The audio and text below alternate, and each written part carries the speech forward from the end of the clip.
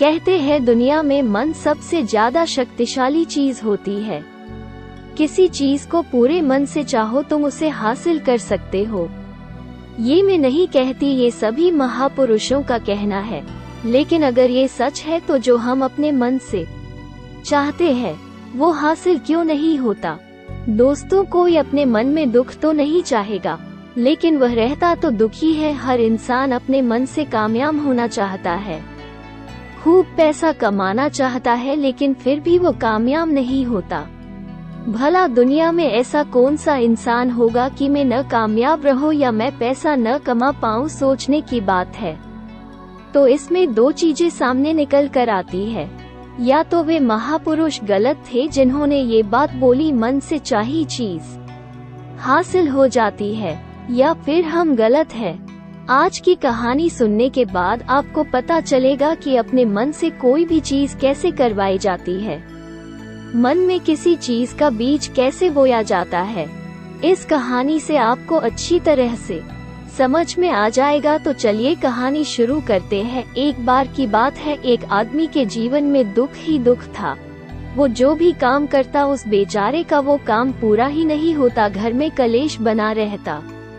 किसी से कोई मदद मांगता तो कोई उसकी मदद नहीं करता। ऐसा लगता था कि चारों ओर से दुखों का पहाड़ उसी पर टूट पड़ा है। उसे समझ नहीं आ रहा था कि इन दुखों से पार कैसे पाओ। दिन रात वो यही सोचता रहता कि अपने दुखों से छुटकारा कैसे पाना है। इसी कारण वो सो भी नहीं पाता था। उसकी आंखों के नीचे बड़े बड़े काले घेरे बन गए थे। वे इस बात के प्रतीक थे कि वो इंसान कितना दुखी है और चिंतित है। कभी कभी तो उसके मन में आत्महत्या करने के भी ख्याल आते थे, लेकिन अपने परिवार की चिंता करके वो ये कदम नहीं उठा पाता था। वो इतना दुखी हो गया कि उसने निर्णय किया कि वो इन दुखों से छुटकारा पाकर ही रहेगा। इसके लिए चाहे उसे कितने भी प्रयत्न करने पड़े, कुछ भी करना पड़े, चाहे अंगारों पर चलना पड़े, इन दुखों से छुटकारा पाकर ही रहूंगा। उसने अपने मित्र से पूछा कि अपने जीवन को कैसे सुधारूं। उसके मित्र ने उसे बताया कि तुम किसी बाबा के पास जाओ। बाबा के पास ऐसा मंत्र होता है जिससे सारे दुख मिट जाते हैं, जीवन खुशियों से भर जाता और धन संपदा भी हासिल हो जाती है।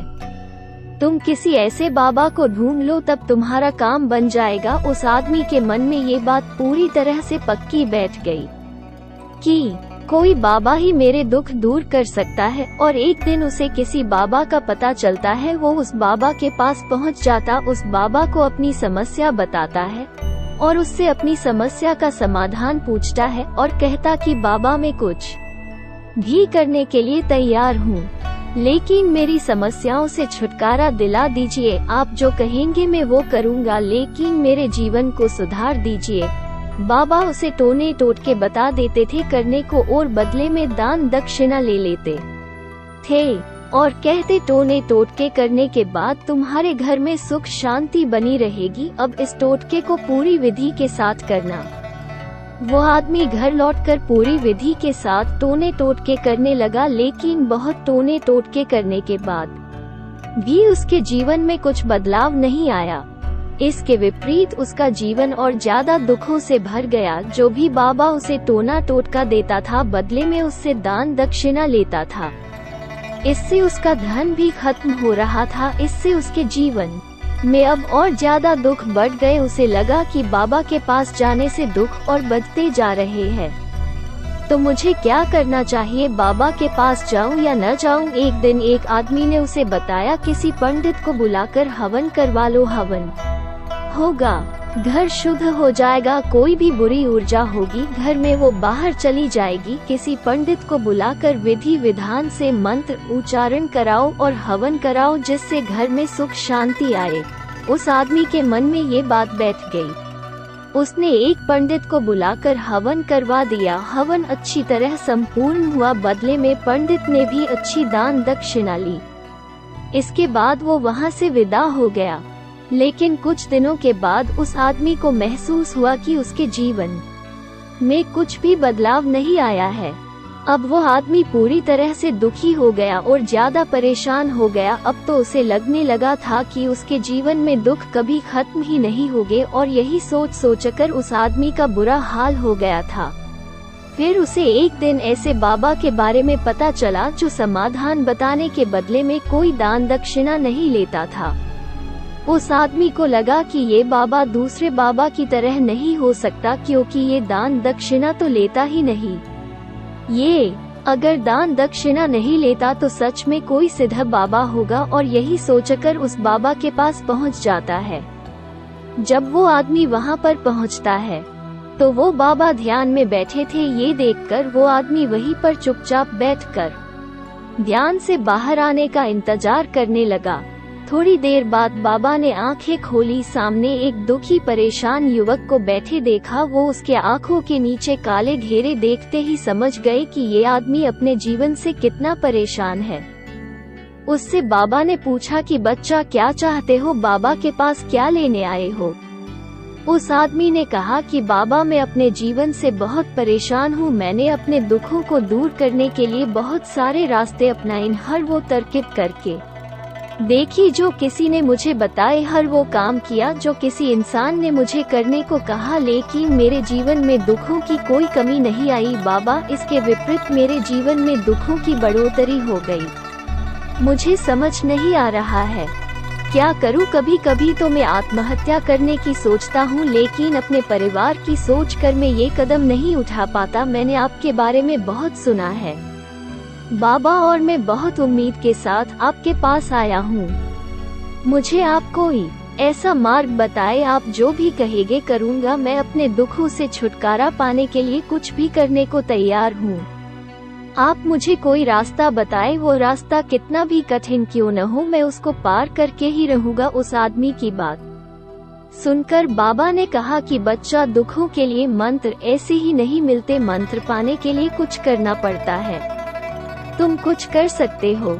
ये सुनकर पहले तो उस आदमी ने सोचा कि यह बाबा भी मुझसे दान दक्षिणा ही मांगेंगे, लेकिन कोई और रास्ता न पाकर उस आदमी ने कहा कि आपको जितनी भी दान दक्षिणा चाहिए उसको देने के लिए मैं तैयार हूँ, लेकिन आपका मंत्र सच्चा होना चाहिए, वो पूरा होना चाहिए, उसका फल मुझे मिलना चाहिए। उसके बाद जो भी दान दक्षिणा लेना चाहते हो वो दे दूंगा। बाबा ने कहा दान दक्षिणा तो बहुत छोटी सी चीज है, मुझे वो नहीं चाहिए। इस पर वो आदमी सोच विचार करके बोला, तो मैं अंगारों पर भी चलने को तैयार हूँ, आप मुझे बस आज्ञा दीजिए।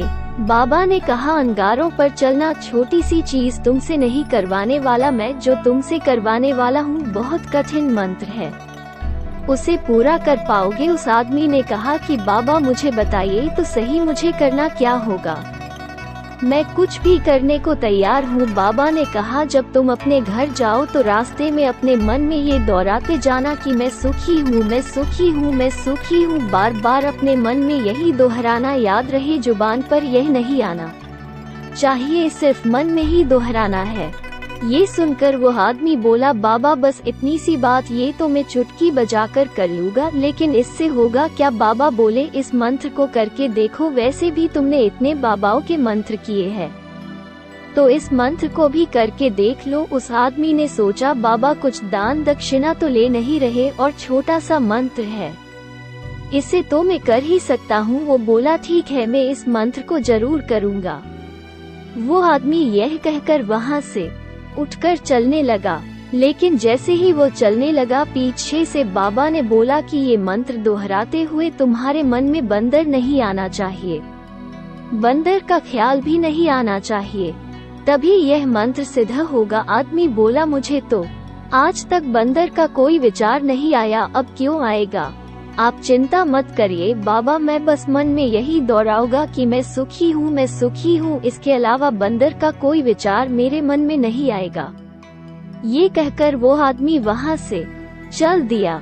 वो अपने मन में मैं सुखी हूँ, मैं सुखी हूँ दोहराता हुआ थोड़ी दूर चला था कि उसके मन में अचानक बंदर का ख्याल आ गया। बंदर का ख्याल एक बार आया और चला भी गया, लेकिन उस आदमी ने सोचा कि आज तक मुझे बंदर का कोई विचार नहीं आया तो आज बंदर का विचार क्यों आ गया, और ऐसे ही करके उसने उस बंदर के विचार को पकड़ लिया। वो भूल गया कि मुझे क्या मंत्र दोहराना है और वो बंदर के बारे में सोचने लगा। फिर उसे थोड़ी देर बाद उसे फिर से होश आया तो फिर से वो वही अपना मंत्र दोहराने लगा जो बाबा ने उसे बताया था, मैं सुखी हूँ, मैं सुखी हूँ। लेकिन अचानक से उसे सामने एक बंदर दिखाई दिया और ये देखकर उसके मन में फिर से बंदर का विचार उठ गया और वो अपने अंदर से उस विचार को बाहर करना चाहता था। वो चाहता था कि मेरे मन में बंदर का विचार न आए, लेकिन उसे तो सामने बंदर ही दिखाई दे गया। ऐसे ही चलते चलते वो घर पर पहुंचा और घर पर पहुंचने के बाद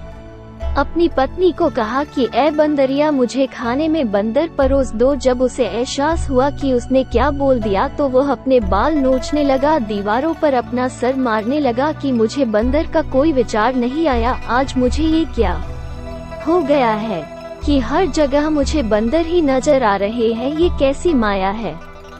यही सोच सोच कर वो रात भर सो नहीं पाया। सुबह उठते ही सीधे उसी बाबा के पास पहुंच गया।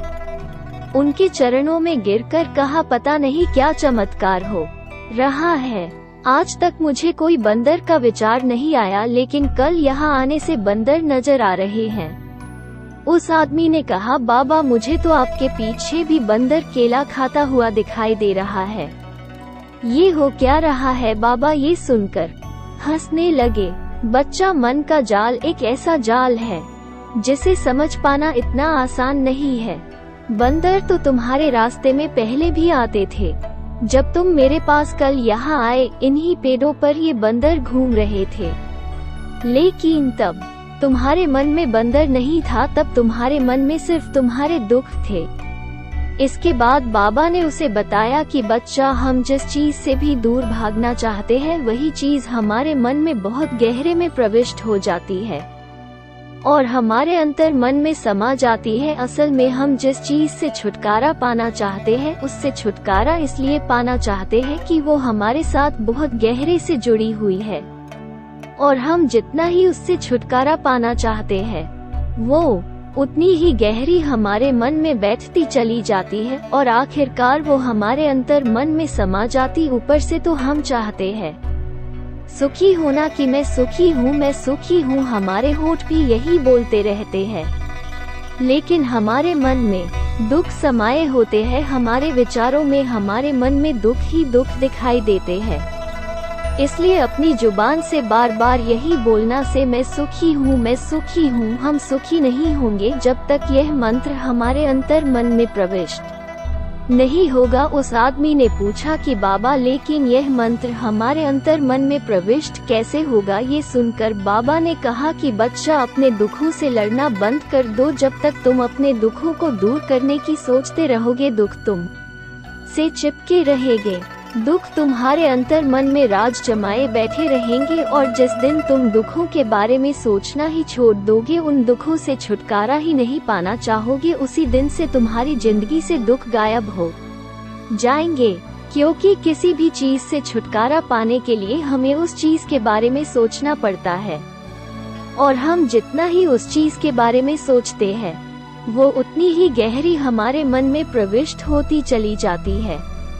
हम अधिकतर दुखों के बारे में ही सोचते हैं। हम यही सोचते हैं कि हमारे जीवन में दुख है और हमें इससे छुटकारा पाना है। इसी वजह से इसे बार बार सोचने से वो हमारे अंतर मन में प्रविष्ट हो जाते हैं और हमें एहसास भी नहीं होता। इसलिए तुम दुखों से छुटकारा पाना चाहते हो तो दुखों के बारे में सोचना छोड़ दो, तुम्हें दुखों से छुटकारा मिल जाएगा। और अगर हम इस मंत्र को समझ लेते हैं, हम अपने जीवन में जो भी पाना चाहते हैं उसे अपने अंतर मन में डाल सकते हैं। एक बार वो लक्ष्य हमारे अंतर मन में बैठ गया तो फिर सफलता पाने में कोई समस्या नहीं आती।